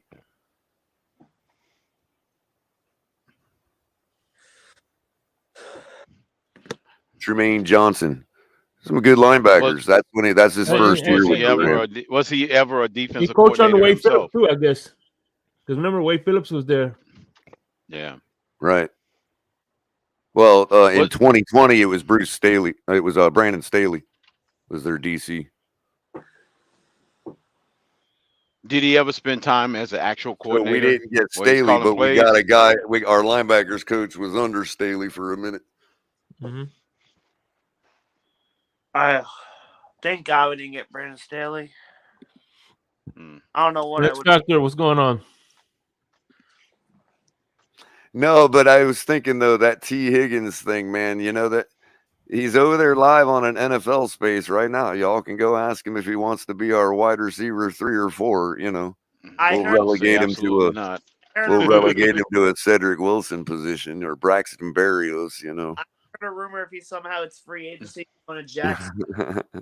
He'll probably say, "Hell no." What I'm going to start doing now, since there's a natural instinct for everybody to just bash players and coaches on our team free-nilly with no full license, as long as it's not the quarterback. I'm going to take every time somebody bashes another player or a coach on my Twitter feed, I'm going to copy and paste it, and I'm going to replace every instance of the person's name with Tua, and I'm going to repost it. Ooh. That's what I'm going to do from now on. And I'm going to post them side by side. I'm going to post them side by side so people can see the change. You know what I mean? So they don't think I'm just bashing Tua. You know what I mean? Well, it's an exercise. It's a thought experiment. We can also start to basically turning their bashing into them bashing Tua. Right. The one thing I don't want next year. See, the one thing that they kind of looking at hindsight 2020, everybody was excited because we brought in depth in the wide receiver room, right? And still 80% of the passes only went to 2 receivers. Yeah. But they're blaming the other receivers for that. They're saying we need Burials. I heard that in the space ones. I'm like, what the hell Burials got to do with it? How's Burials bad because the right? Like who are you distribution going didn't to go to him? get? It's The not same wrong with question. You Burials. know what? I'll ask the I same don't even question. call him dropping passes this season. And again, you know, Cedric Wilson wasn't bad. I'll ask the same you know, question. I know, but you notice, color. I didn't say to try. I didn't say we. I got, you know, some people would have worded it this way. Look at the difference how I worded it and how some people I heard worded. We got all these receivers and they were trash. No. I said we only utilized 2. Right, exactly. Right, Yeah, that's the but difference Shaky in said wording. the right thing because that's the fact. I don't think Burials, but I'll ask the same question they drop do about percentage is Tua. low. If not Tua, then who? Right? Well, if not Braxton Berrios, Cedric Wilson, River Craycraft, or whoever else, then who? Because we don't throw to any of them. If not Durham Smythe, then who? Well, yeah, you can ask the questions. If not Eichenberg, then who? The same you listening, question Batman? about the quarterback. If not What's Tua, Batman then at? who? Well, if not Braxton Berrios, then who? I'm up here thinking when we brought in Who's the punt returner that's going to come in and start getting punt returns for touchdowns every other time he receives punts? I didn't realize that was such a normal thing. What's up, Nene? How you doing? Hey, by the way, I'm excited for season 2. We have an Eichenberg. To be my, like I said, first guest for season 2 of in the blender. Oh yeah, I'm not gonna stay up here long. I just wanted to go on what they're saying about the emotional takes when it comes to, you know, and I don't agree with the Braxton thing either, because listen, we had somebody on the space say get rid of Braxton Berrios, and then in that same breath somebody rebutted them and said, hey, how many touches does he get? He's like, yeah, that's not his fault, but I still want to get a third receiver for Tua. So I love the exercise that Crypto did last night on the space, where you don't know the name, you just name off what they done and then have everybody speak on it. Because to me, that's one way of trimming the fat of non-objectivity in people's agendas. Because I'm not gonna lie, Crypto, when you were giving off those stats, I kind of figured the first person was Tua, but I didn't know who the second person was. But I think that brings more engagement to the people that say, well, I'm just talking about the facts. I'm talking about the truth. I'm talking about the film. And then you do something like that, and it proves that there is some bias or residential support for certain people and not for others. What I don't like that we do is whenever there's a name, anybody, whoever it is, the only name that I think is objectical for bashing is Eli Apple. I stand with anybody that was upset about that gentleman coming here. But whenever we bring up any name, like, we can criticize that person so bad to forget what we actually just saw these last 5 games. And maybe it's me and how I was raised, but I can't tell somebody else to clean up their house when my house is dirty itself. It's hypocrisy, right? Yeah. I get standing for the logo. I get all that, but when you get that down bad that you forgot the reason why this is even a conversation of what we saw, what that best roster in 20 years had, that 11 win team and everything we had going for us. I'm not celebrating injuries. And then when people talk about injuries, we're not the only team. I can use the same argument. We're not the only team in the league that had injuries, right? We're not the only one. I mean, Bengals fans have a right to pound the table because they actually lost their quarterback, just like we did last season, right? And that was our flag of endurance, that we would have been better if we had our quarterback healthy. Well, the Bengals got an argument that we would have did better if we had our quarterback. So I just don't like when people, and I will say this, and I'll get off here real quick because I got some reading and some papers to type up. But I know that the Tua fan base is big for the Dolphins. And I know we don't want to piss them off. And that's what it's starting to look like from a lot of individuals that are changing their takes, because when we lost that game against Kansas City, a lot of people was holding Tua accountable, even some of the zealots. But as time went on, Preach, Nene. as time went on, we forgot that we agreed what we just saw, and now we're back to defending things that we know if another quarterback did that same exact thing for a different team, you will be having a field day. Set name Justin Herbert. Set name Lamar Jackson, right? I still couldn't believe people was like going how they were going. And I was like, Lamar still, in my opinion, for the most part, played a better game than Tua did against Kansas City. Now, I mean, granted, they should have won that game, but when you sit there and you go out your way to attack people, calling them trash, calling them less, and you forgot what you saw these last, like, what is it, the Men in Black thing? Will Smith put that little thing, and you don't forgot the reason why people crying. But that's what bothers me. It bothers me really significant because now I get we're not gonna always agree, and I agree with my brother Lewis, who is very toxic, just like me, by the way. That you don't want an echo chamber. You don't want everybody. Oh, I agree, yeah. But then sometimes you can kind of tell when people. That's why we have Pete, Nene. He keeps you can tell when people just flowing. don't want to piss off the Tua population for whatever that is, because their takes are changing like the Miami weather. One day it's sunny, next day it's raining outside. So that's my take on it. But crypto, that exercise, I think, is very important because to me it takes away the bias. You just look. You don't know who these stats are. We're just gonna look at them and look at it to see if it, fair across the board. And thank you, Shake. I'll get with you about March because I got some tests in that week, so we'll just get a right date. But I appreciate y'all. No doubt. There goes mini me. There goes mini me. God damn it. Yeah. If there was a female clone, and we ain't that far in age, but you see it like I see Nene, it's really I don't like people changing their opinion to feed for these Tua fans. Well, Nene, this is pure coincidence, but my mother and I, she just dropped off some spaghetti sauce a couple hours ago, and we were literally just having the same conversation. Exactly.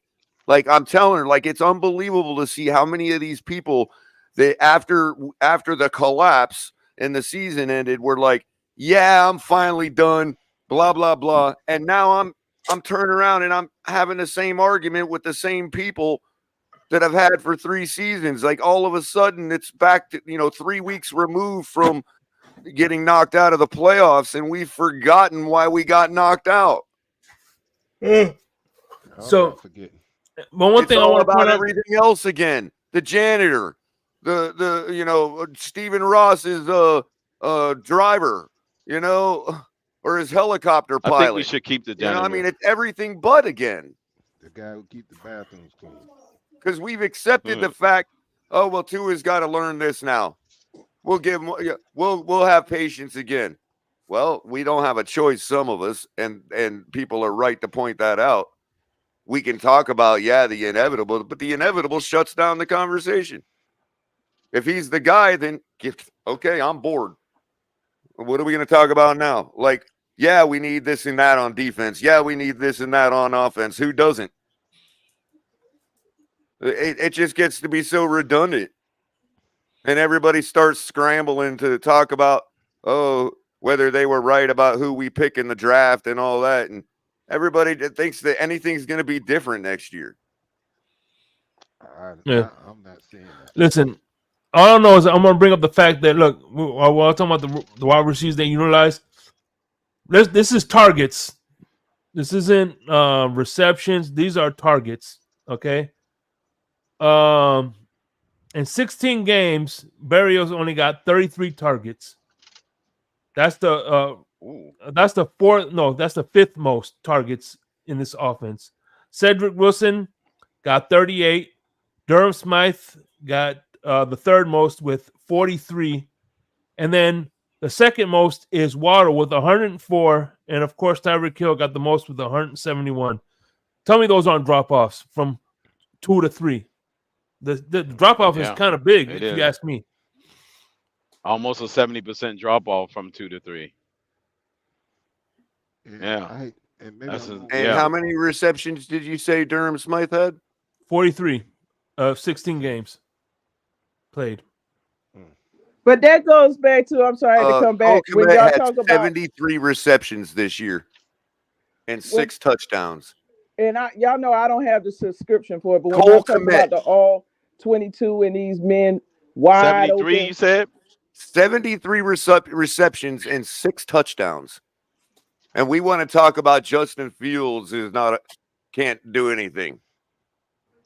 you know what my thing about what Justin Fields color, to be honest, is to me, and I could be wrong, it looks like the evolution of the quarterback is going back to a time like you brought it up.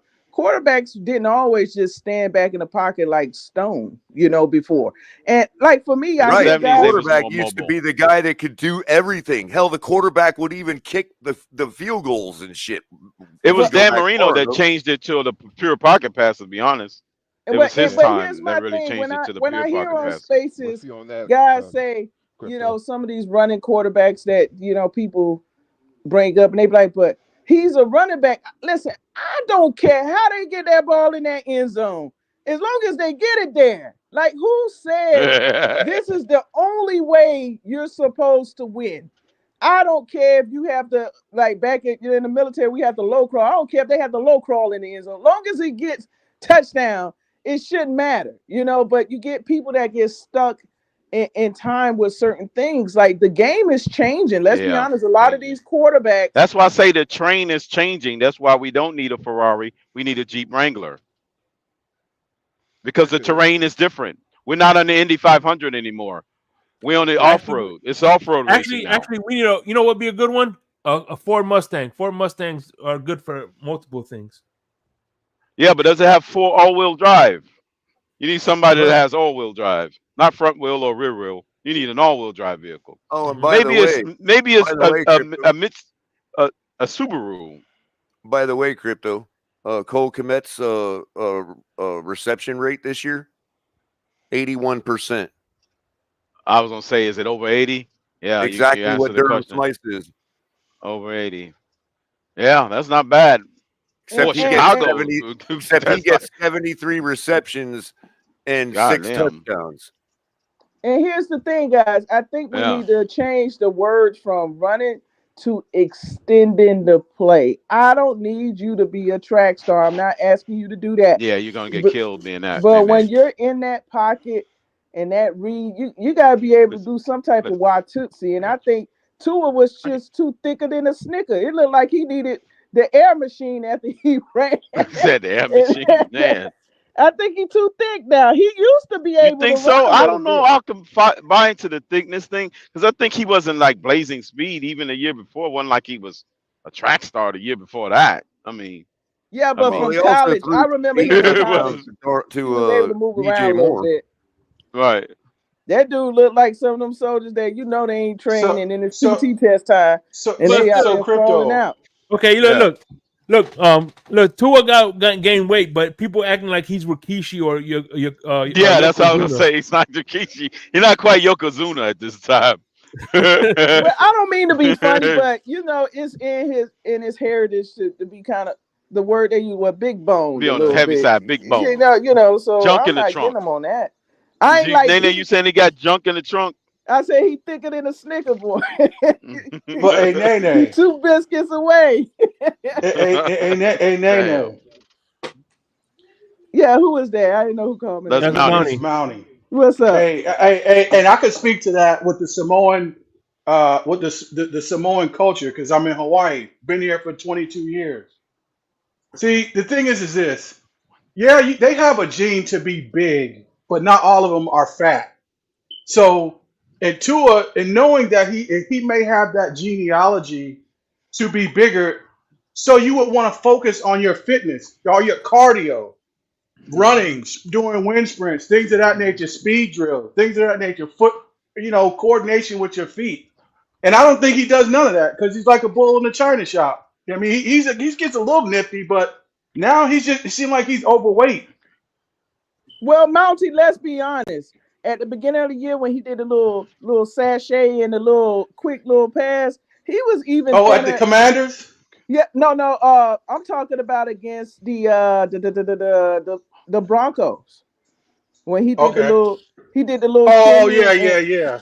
he looked a little bit thinner than I don't know if he but I ain't gonna say like Pete was True Talk said that he drinking and having parties at his house. I don't He know. just he looks out It's of shape. sex, He drugs, doesn't and look rock and roll. he Oh looks out man, of that shape. He doesn't look fit. No, he really. I know it's a lot of injuries, but when he ran for that first down, it looked like they slowed it down in slow mo. I said, Lord, Tua, please get. hey, listen. He looked Yo, like he was One, having a one, rough time. one thing about True Talk, every time I say this man can't say anything dumber, he proves. I tell you what, boy, he right. you know what Tua he ran a goes above and 4.4 in Oh, beyond. you I was tell in college. you that. what. You was in that space when he said that he having Yeah. parties. Like I said, When every time I think he can't say anything dumber, he goes above and beyond, man, and proves me wrong every time. Well, He was here's the drinking. thing. Here's the thing, fellas. You don't have to be an Adonis at the quarterback position because we saw my Patrick Mahomes when he took off his shirt. He looked like he got a belly that can He's fill got up a baby fat. Heineken. Man, look at Tom But Brady. he just knows how to. You know how they say the game slows down for the greats. I think the game picks up for Tua, and that's the difference. Like instead of being in a calm, like Zen mode, he's panicking and he's doing the cha cha slide back there, and patting the ball, and like the one play I think Kurt Warner mentioned, he ran into the pressure. He had a clean pocket, but I'm be honest, guys. I would give him credit. He improved. I'm not gonna be like these other people that won't say he didn't improve at all. He did, and he played a full season. He did do that, and people need to acknowledge that too. You gotta be fair to the That is bone. major. Doing all He 17 shut a games lot or of 18 people games, up actually. that Played said he 18 wouldn't games in a make it row. past week 7. So you got to give him that. But at the same time, you got to be wondering what's in his brain when he thinks he's gonna get hit, because it just seems like he's not controlled and he's not poised. And I think the organization also has to hold accountability for that, because I think from the way that they schemed the offensive line, the players that they got, everything is about just getting it out. And we got away with it early in the season, but as the season went on, there's more film on those motions. Is you see a team like uh despite the penalties, but the Eagles was like the first team that was really successful shutting that down outside of Buffalo on all of that motion and all that stuff that we were doing. And then it became a thing where if you got a good defense and a good coaching system, you could beat it. And I think that's why when we played the Cowboys, we got that false sense of hope, because they're basically, I hate to say this because I hate the Cowboys, but they're very similar in terms of, their quarterback, a lot of the expectation for the fans, and then where they end every year. So I just think Tua has, The and Jerry Jones effect. I think personally, he don't come up here on YouTube, but Split made a point about Tua having his Rocky Four moment, like checking himself somewhere in Russia, and just getting his mind He's got to clear. fight Drago. He has to fight Drago and overcome Well, Drago. Drago is Patrick Mahomes and Josh Allen for him. But Pretty much, yeah. I land with Okay. this, and I really got to go because I got to get to this paper. But if he wins, I think every single person outside of maybe 5 that I know that just don't like the guy, if he improves, I think everybody will be happy. We'll put him back in here. I think everybody would be happy, genuinely. That's why I asked, asking earlier, are we setting it to AFC title appearance? Definitely Super Bowl appearance, because that's Yeah, like, I'm just not and it happy, happened in right? 4 I'm years. not happy that we're gonna sit here and try to find out. That's what Yeah, it I'm is a not. long wait from now until December, because you got to wait almost another full And if the year to inevitable get to that happens point again, again. then we gotta wait again. That's what sucks. We do have to wait a full 12 months. It's not just September. We got to wait until the 17th and 18th game to Yeah. find out. That's the part that's kind of Yeah. damn. Well, We got to wait that long. I think that's easy to say offset, but if they start proving they can beat the good teams, they show that they are learning from the mistakes of last year and years before. That's getting the play in, as all of the penalties that they're shooting themselves in the foot. Those are things that I don't think you have to wait that long to see. If it's You do in the playoffs because it's well, different. The no, dynamics is what I different. mean is like those games, like the Tennessee game, the the Buffalo game, even the Kansas City game in the regular season, right? To me, those were precursors for what we saw. Oh, you saying Agreed. What I'm yeah, saying, your precursor to habits are what your was happening in habits. the KC. If they limit the penalties, now the injuries, I mean, you can't, like, we really can't do anything about it. But the decision making when you get punched in the mouth, that can be fixed, because to me, that's all mental. That's all mental, just going out there shooting you, getting an offsides or a motion penalty, or even to the coaches not getting the plays out there, having to burn time out. All of those things we can see throughout the season if it's consistent. Or for like Mike McDaniel, well, Vic's not here anymore. For Mike McDaniel, if something doesn't work, adjust. Like, that can be seen throughout the season, but the overall result of it is going to be in December, January. But the other stuff, to where you don't put yourself in position to play Kansas City in Kansas City, you're actually getting that bye. You're actually winning that division. Those things can be seen throughout the season. Yeah, you can. Yeah, you can kind of get hints of what they're gonna doing. Just like my old swim coach used to say, never practice struggle. You practice struggle, you're going to imprint the bad habits. That's what he meant by that. Never practice struggle. And that's what the Miami Dolphins been doing for the last 30 years. Wait a minute, Crypto, Practicing you out there struggle. getting your Michael Phelps on? Yeah. That's my sport, Nene, outside of football, swimming. Hey, Nene, since you like that exercise Crypto did last night, I got one for you real quick. I'm trying to get to this paper. Hey, Y'all, go you ahead. like swimming because you like wearing. Hold on, real quick, Crypto. You like swimming because you like wearing speedos? Jammers, Shake Money. They're not Speedos. They're jammers. That's a difference. Crypto is At one made, time, I even wore a bodysuit. hey, Shake, Crypto is made for a beach in Fort Lauderdale. So I got two numbers. They're both yards per game. One is in 5 games, 261.2. That would be the I'll start with this. In a full season, the number is 261.4. That's the yards per game thrown by Patrick Mahomes. And their other number is 261.2 in 5 games in relief of Kirk Cousins and Josh Dobbs. That would be how much yards per game Nick Mullins threw. Wow. Well, you love that Mullins guy. By the That's way, impressive, though. For perspective, From Tua led the league, I believe, at 272. But of course, he did have a game, per game.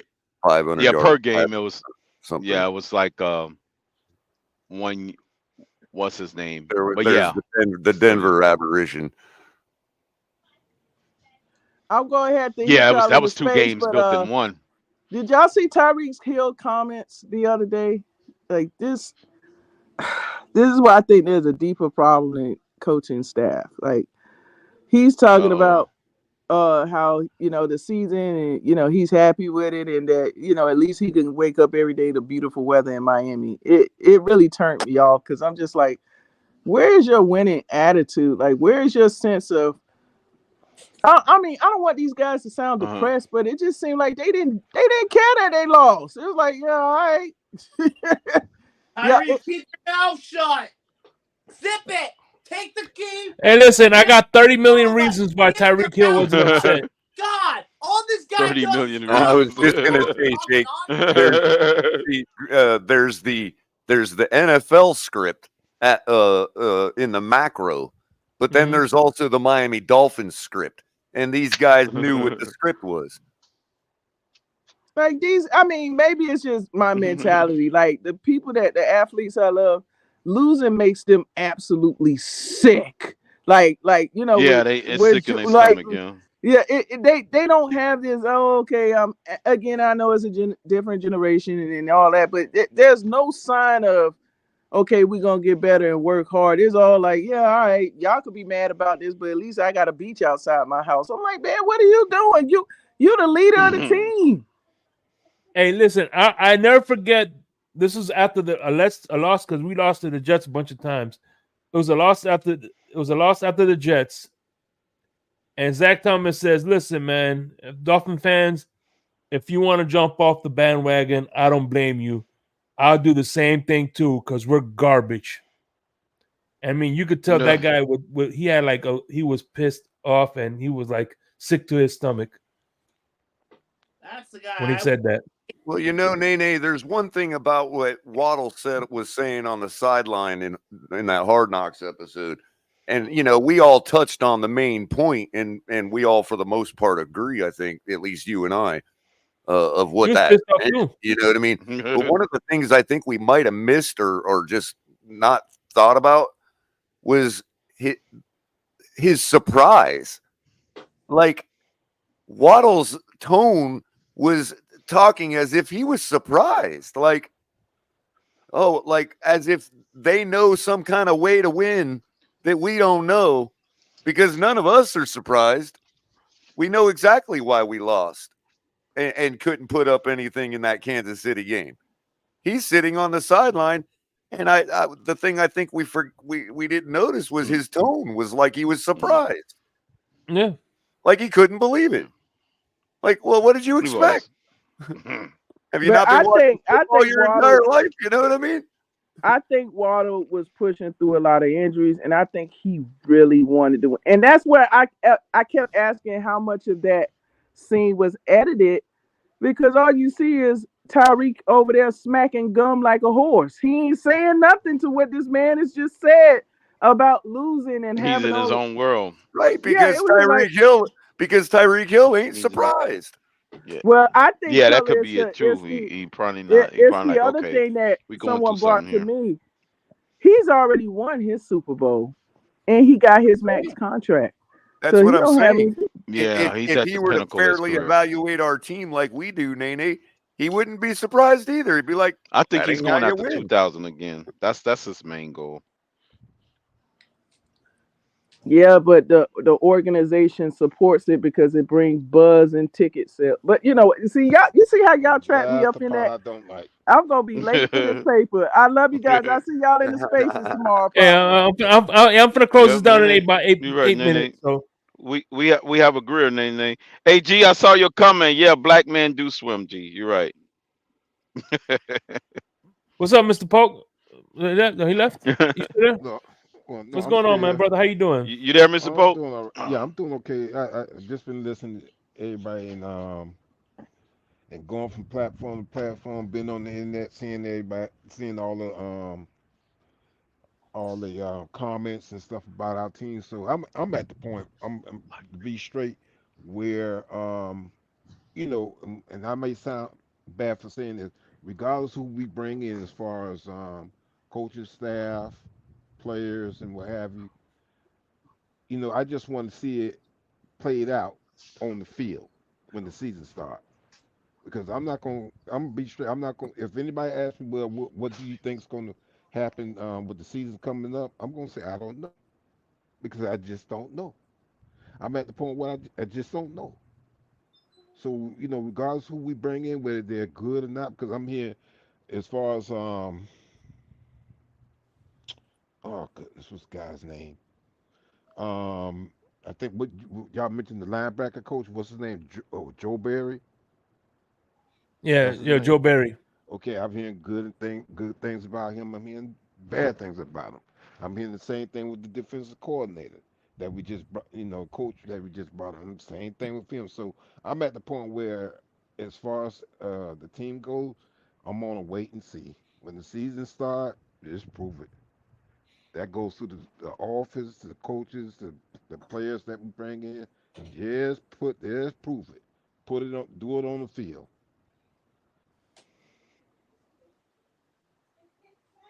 Oh man, That's a good point, Mr. Polk. Yeah. Hey, Cole, I don't know about you, but Yes. every time I see Mr. Polk, I get it's like a little sense of comfort, doesn't it? Yeah. Yeah, because he's Yeah. he knows that's all we can really do. Right.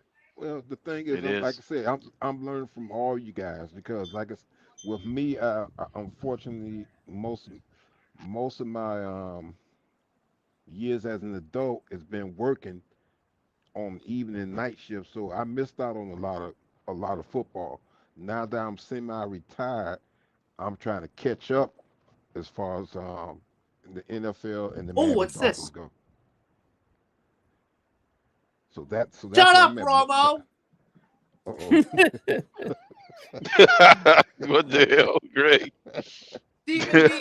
Stephen D just proposed to what Tony Romo had to say about our Dolphins. How about Romo? Shut up! Shut up! Don't talk about my Dolphins. Talk about your Bills, you piece of garbage. We know you hate the Dolphins, Romo. Shut up! You nerd! Yeah. Yeah, now that Josh Allen's not playing in Sunday's game, it's gonna be interesting to see how Romo decides to, you know, puts his, on the next quarterback that's playing.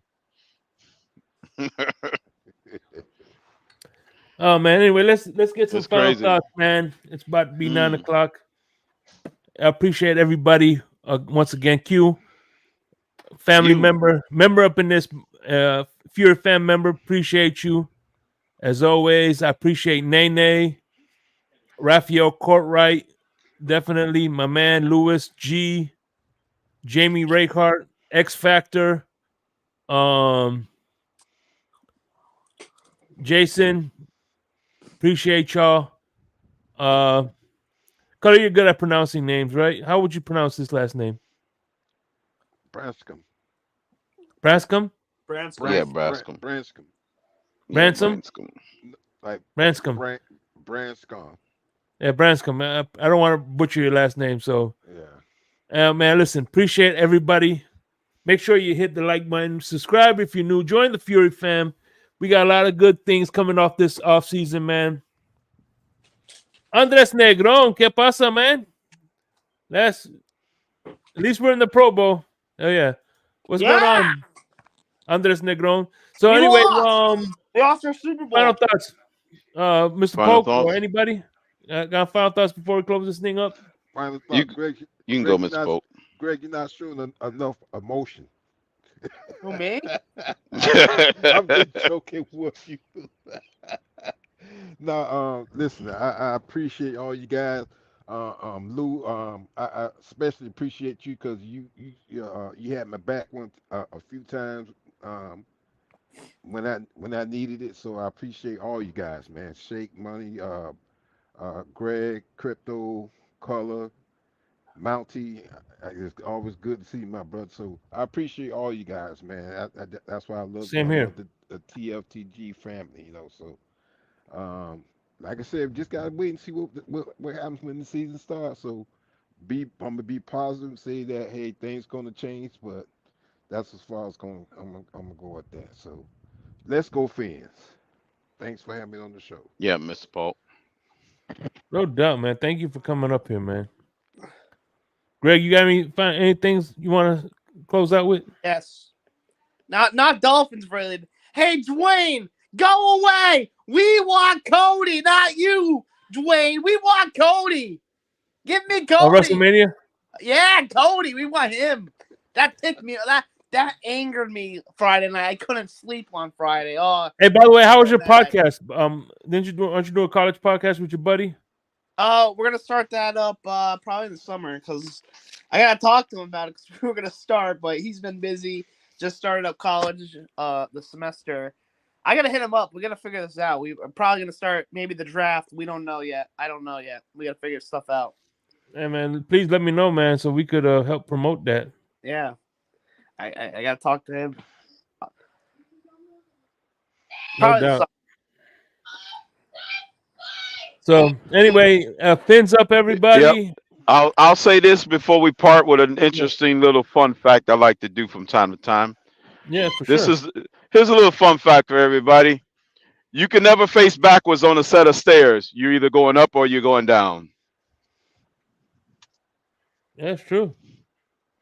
Good though. And yeah.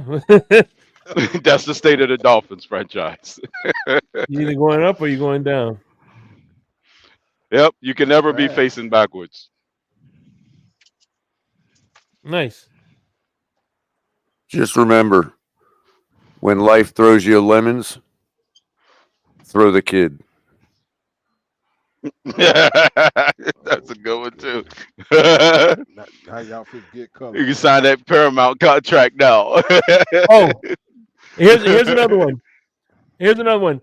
If at first you don't succeed, skydiving isn't for you. Oh, good grief. What if you had a grapple hook and somebody tied it to your leg? Good. All these fun facts. Be easy, guys. I know you heard me on the radio.